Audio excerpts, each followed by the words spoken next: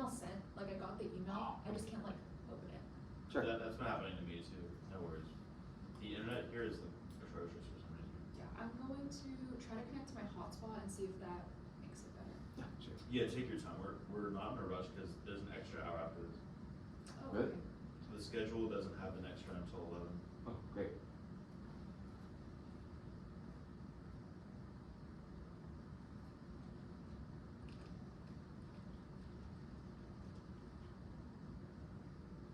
Yeah, all of flight 1 is behind anyways, according to Tom, so. All right. Yeah, no worries. Just obviously we'll wait until you get it. Okay, I got it now. You got it. Okay, sweet. Alright. Is anyone not ready? Alright. Then I will start time check to my first word. Advantage of sovereignty. Mobile borders complement mode of sovereignty. Maritime borders poses a unique challenge to territorial control, hung in 22. Bordering manifest as powers, territorialized ocean frontiers, institutional orders can be undermined in struggles for legitimacy or set in motion. The various states joining maritime borders remain ocean exploration frontiers spaces or state energy regime for territorial control, immigration restriction, focus on migration and state territoriality on the ocean, migration imposed new challenges to state border policy and territorial control, border predominant technology of governing mobile populations of states, states confront challenges over emerging regimes for migrant control, maritime borders emerge from humanitarian borders, mobile sovereignty states extended into ocean through mobile sovereignty agents and control populations. Next, territorial disputes are problems of allocated or territorial disputes are of allocating authority entranced by a failing border system, hung in 22. Ocean subject to boarding forces, territorial disputes in the SES post-Brexit fisheries, shifting borders of the Arctic Ocean, emerging issues concerning maritime borders, challenge to dominant understanding of territoriality and state power, problems of allocating authority within the scenes, implied practices of boarding, clarify authority in the maritime spaces, and allocate control of resources, rising sea levels made conventional distinctions problematic, the depletion of maritime resources and push countries to enact territorial control over maritime territory. Next, failed international management escalates dozens of latent disputes as the most likely cause of global war, mentioning 13. In a world of connected societies and transnational threats, territorial disputes remind the sovereign matters that there are 71 under disputes, 50 or 40% of states disputes over territory twice as likely as others lead to armed conflicts. The most common source of conflict over the Kurils, Kashmir, Taiwan, Tibet might escalate to armed conflict. A mix of motives combined with nationalist reading of sovereignty contribute to an important investment in institutions for management of territorial disputes, which promote codes of conduct and joint management schemes in many regions. Next, state use visa restrictions, document inspections, and interception measures to prevent irregular arrival within sovereign territory. Plan 14. State increased external border control carrier station visa restrictions, utilizing private companies to inspect documentation, internet interception measures, mechanisms by which state prevent arrival of irregular migrants within sovereign territory, justify perceived state rights to determine territory external border controls, driven by states to improve security and reduce perceived threats, and protecting state sovereignty. Securitization becomes a dominant paradigm in maritime interceptions of irregular migrants, whereby actors implement extraordinary measures in response, focus on security, concern outweighs human rights obligations, clear to how law can be reconciled. Next, the plan solves blue border control, ensure border militarization for migration control purposes, later book 21. Blue border control highlights growing military tech and personnel for border migration, border militarization more far-reaching in maritime domain, explained by the adverse nature of sea vagaries of maritime environment and long-distance migration control efforts require assets such as long-range radars and surveillance equipment. Use of naval force control for controlling maritime migration become permanent. Only military operations carried by both the EU and NATO, which had explicit migration control mandate, has taken place in the sea. Operation Sophia goes far beyond EU military missions, granted wider coercive powers, underscoring far-reaching militarization of migration quotas in maritime domain. Next, China extends maritime sovereignty claim to include the SES that undermines international law and encourages the development of artificial islands, which advance China's military command starting in Wall 22. China extending sovereignty and territory too close to SES, legal basis rejected by arbitral tribunal that Beijing ignored. Ambiguity of 9-line reflects commitment to territorial sovereignty and yet incoherent to extend beyond control beyond that very territory. Beijing engages in jurisdictional creep, enacting domestic legislation to undermine international law. For example, China is using jurisdictional regime not recognized under international law, uses domestic institutions to assert sovereignty over maritime areas. This constitutes a territorialism by closing and asserting control beyond what is permissible under UNSCOS.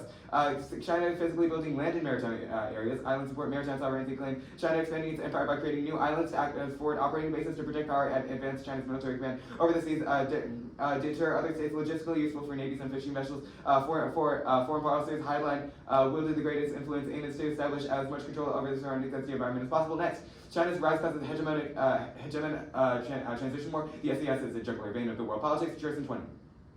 Inevitable, 13th wrote, inevitable tensions between rising and declining powers which result in catastrophic war. The SES are claimed by Taiwan, Vietnam, the Philippines, Malaysia, Indonesia, Brunei, and all contain the world's fourth largest oil reserve, 40% of the world's transit. The SEX functions as a jugular vein of the world. This country's geostrategic center for a struggle of world power. Washington began opposition with China's growing economic power will inevitably test the U.S.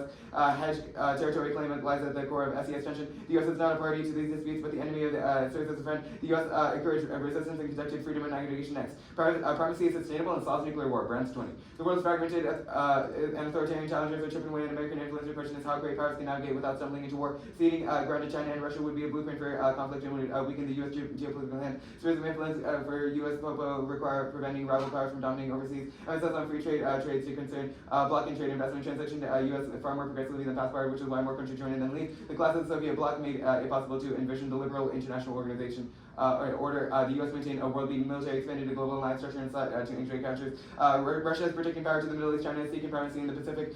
Sphere and influence would bring about peril. Russia and China's sphere would undermine democratic government. Spheres did not prevent the Soviets testing American red lines. Nuclear war was a real possibility. Spheres of influence from Athens and Bulgaria, France, ending the war. Ideology, great power, rising states continually renegotiate previous bargains, offering concessions. May simply convince an order can be tested further. China's desire to push U.S. far beyond the chain of islands, even in a limited China sphere, would be a springboard. Only after U.S. achieved dominance could it project power globally. Russia and China have to deal with allies. New spheres of votable Moscow will not rebuild so long as U.S. opposes Russia is dramatically outclassed.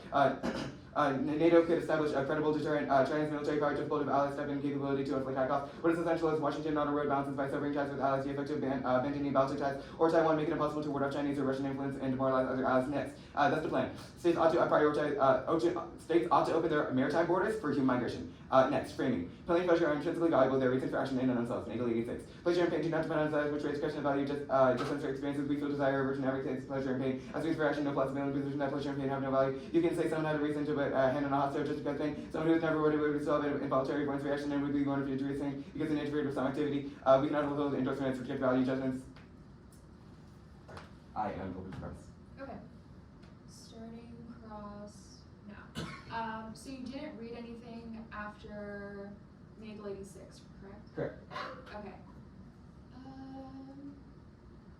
So starting with, I guess, what exactly is a maritime border? A maritime border is a mobile border between different parts of the ocean. It moves, and it is this area where different countries are trying to vie for control. And they set up these different defense measures, such as like patrols and like boats that like shoot down other boats that try to enter their territory. And like other countries also like pitch into these maritime borders because Okay, so who are these people who are like trying to cross maritime borders in the status quo? Well, in the status quo, the people who are trying to cross maritime borders are mostly just countries who are trying to take more territory from the other person. So that creates like this kind of contested area where countries are trying to fight for each other over control of these maritime borders. Wait, so I guess if like, in the world of open borders, doesn't that mean countries can just invade other countries' borders and land? Like, wouldn't that cause even more conflicts? No, it wouldn't, because under the fiat, there would be under the fiat, a durable fiat. It would be a non-state area, so all states could coincide within each other. Wait, and are you saying that you fiat like create like this like maritime area becoming like open? Like, I'm confused. Okay, wait. Can you explain that again? Sorry. So under the durable fiat, there would be a bunch of there would be a non-state area, and opens would be oceans would be 1, non-militarized, and 2, everyone would be able to go in there as freely as they want to. So for example, a Chinese boat could be on American waters, and a U.S. boat could be on Chinese waters, and there would be no action. You're fiating that we demilitarize like areas or like maritime borders, and like it becomes like an area for like all actors. Like there's not going to be borders in maritime. Well, I'm fiating that there's going to be no. I'm fiating that there's going to be no borders, because you're creating a non-state area in terms of these oceanic mobile borders, and so if you do that, then you get rid of the mobile borders and the contention, all the contests that are like going on, in like the SES, for example. If you get rid of the borders there, then they'd be able to move around freely without any of this militarization of these different boats, because if you do that, then you get rid of all of these like different Sure. territorial So I guess borders. how is this opening borders rather than abolishing borders? Well, I'd say that this is basically abolishing maritime borders.